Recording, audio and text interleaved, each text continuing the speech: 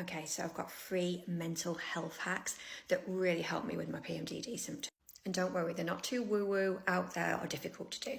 Okay, number 1, be kind to yourself. If you suffer from PMDD or extreme depression, anxiety, overwhelm, I'm going to bet that your internal monologue is not particularly nice, that you don't speak very kindly to yourself. I'm also betting that you would never speak that way to anyone else, or certainly people that you love. Now, I know that when people speak nicely to me, are kind to me, give me compliments, at the very least, it does make me feel a little bit better. But it's got to start with you. You've got to do it first. It does take practice. Call yourself how you like to be called. Give yourself compliments that you would like. Tell yourself you're beautiful. Tell yourself you're awesome. Tell yourself that you're brave, that you're doing amazing. Even just once during the day.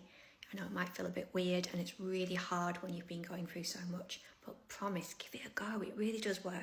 Okay, second one, declutter your playlist. Now, decluttering works in all areas of life, but your playlist, if you're someone who listens to a lot of stuff on your phone daily, this is so important. And I know you've probably heard this before, but when I went through my playlist when I was suffering, now I love a bit of 90s, and I realised how toxic subliminally that was.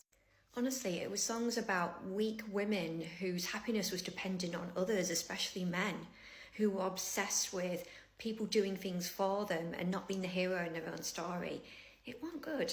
Okay, think about it like this. If a song makes you feel crap when you're not on Hell Week, why the hell would you listen to it when you are? And if you really can't be asked to declutter your playlist now, use AI to get some really positive playlists put on for now, and then put them at the top, and then that's all you listen to. And the third thing is moving or shifting your mental bandwidth to not focus on life without PMDD. What I mean by that, and I talk about this a lot on the podcast, is we focus on purely not having symptoms, not feeling like this, not having PMDD, rather than focusing on what life could be like without it. And it is a case of what we focus on, we do attract. So we don't want to be left in the PMDD wilderness. Start creating, start imagining a really full and fulfilling life for yourself, regardless of whether you have PMDD or not. If you don't do this and we beat the PMDD symptoms, which we will, you're going to be left at a sort of a ground zero where you're going, oh, now what? You can start doing this now. I do consider PMDD to be a massive mental battle, and I really do believe that all these 3 things and hundreds more will have a really positive effect. If you're new here, my name's Anna, and I set up the Her Shift space for women that are just going through something, whether it's depression, anxiety, overwhelm, PMDD. This space is all about empowerment, support and healing.